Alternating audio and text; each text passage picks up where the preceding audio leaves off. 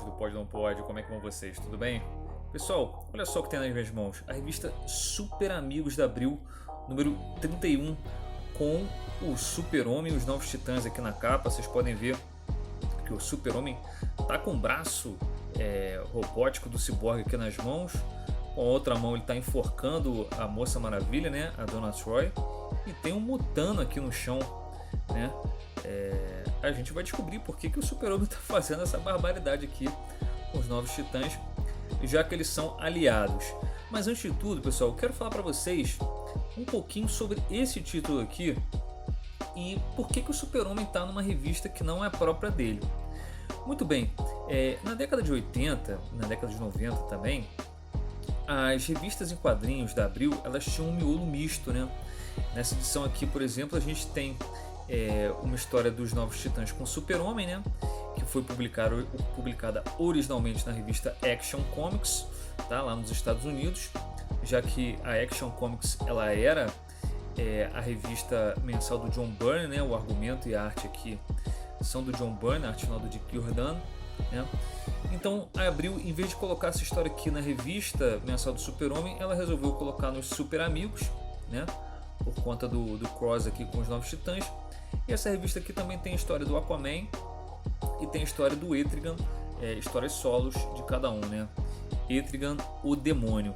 Esse miolo, pessoal, diversificado aqui da editora Abril, era comum em todas as revistas. Eu só não entendo exatamente por que justamente nessa fase aqui da reformulação do Super-Homem, que ele tinha muitas histórias, em vez de eles colocarem essa história aqui na revista do Super-Homem, eles colocavam a revista do Super-Homem como uma revista mista. Dificilmente você viu uma edição do Super com as histórias inteiras sendo do próprio personagem, né?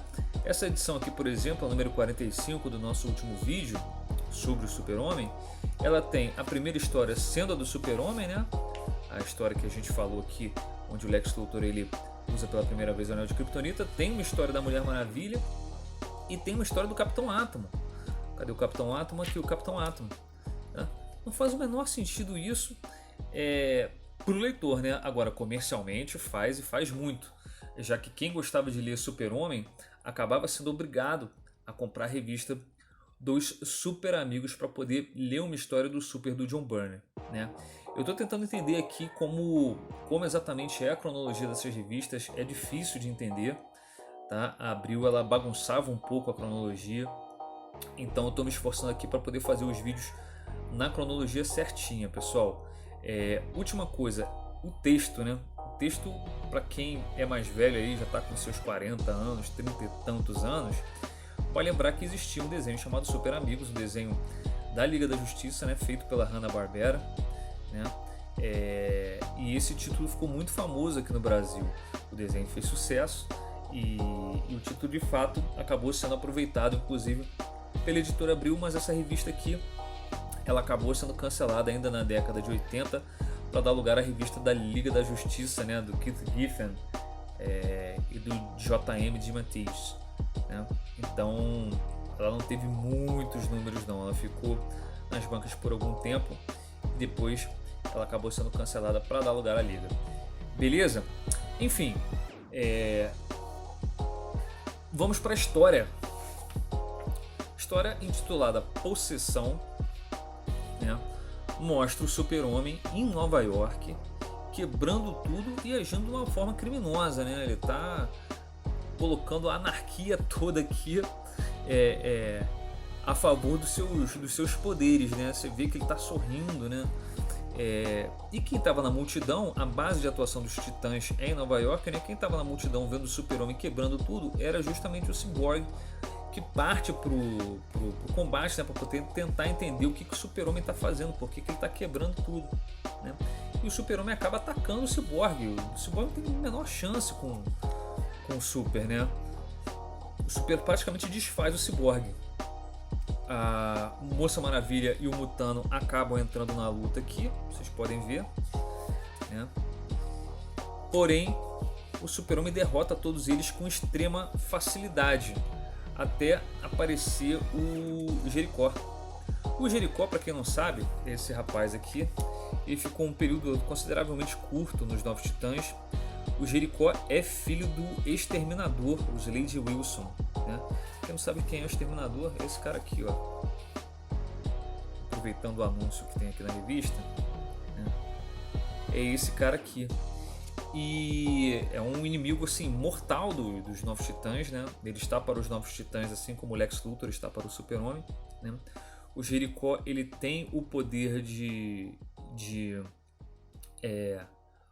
comandar o corpo, né? Ele faz um contato com o inimigo, né? Um contato visual com o inimigo, e ele consegue entrar no corpo do inimigo e comandar as ações dele, tá? Ele aqui entrando no corpo. Ele é filho do Exterminador e ele passa a integrar os Novos Titãs a partir do arco O Contrato de Judas, que a gente vai ver em breve aqui no Pode Não Pode. Um arco muito legal mesmo dos Novos Titãs. Eu acho que é a história mais importante de todos os tempos dos Novos Titãs.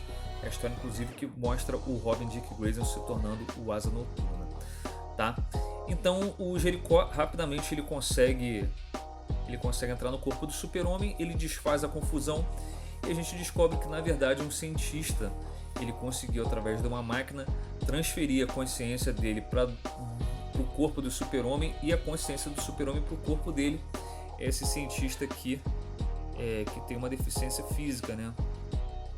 Enfim, os Titãs ajudam o Super-Homem a resolver o problema e a história basicamente acaba aí. Só que o mais legal dessa história aqui, na minha opinião, né, além da arte do John Byrne, que é realmente muito detalhada, é uma história bem rasa, mas o mais legal é essa mensagem final.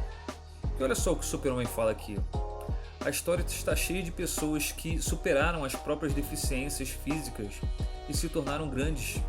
A mudez de Jericó é apenas um exemplo entre muitos, né?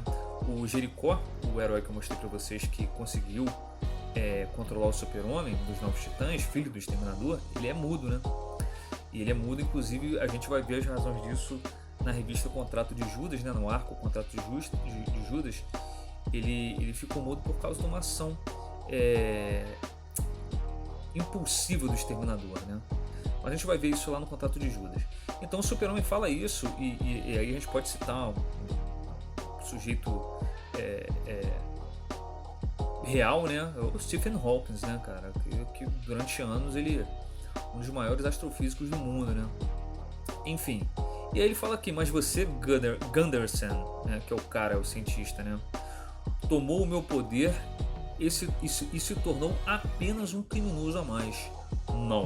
Não é seu corpo que faz de você um deficiente, mas sua mente.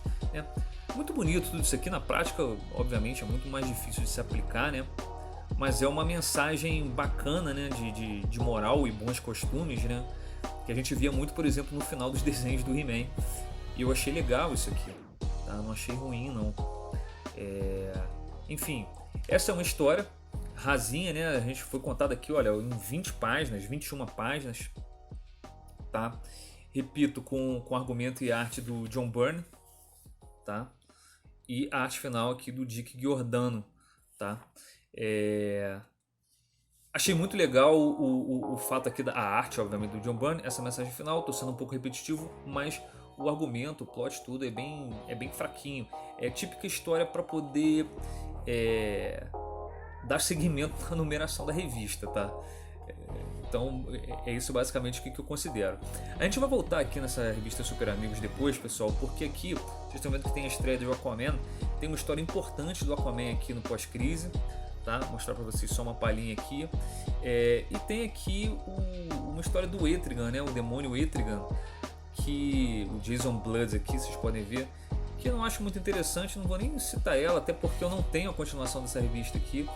E ela na verdade é um arco. Beleza? Pessoal, eu vou ficando por aqui. A gente volta no próximo vídeo com outra história do Super-Homem, mas dessa vez mais longa do que essa aqui, que foi bem rasinha.